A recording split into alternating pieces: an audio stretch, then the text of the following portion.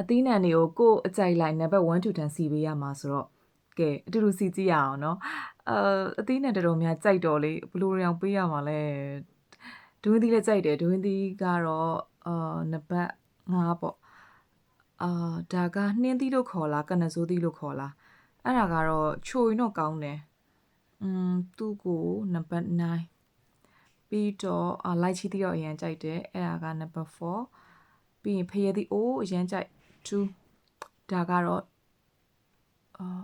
10ပေါ့လိမ်မော်သီးကြိုက်6ကြိုက်တယ်နနသီး7ကြက်မောက်သီးကလေစားရနည်းနည်းလေးအလုံးရှုပ်သလိုခံစားရတယ်တော့သူ့ကိုနံပါတ်8တရသီးအရင်ကြိုက်တယ်3မင်းကိုသီးကတကယ်တော့အကြိုက်ဆုံးတော့မဟုတ်ဘူးဒါပေမဲ့1ပေါ့ဒါပဲရှိတော့ဆိုအသီးအကုန်ကြိုက်တယ်1 to 10စီးရအမလေးမျက်နှာလိုက်သလိုရောဖြစ်သွားတယ်ကဲယူရောအကြိုက်တူကြလား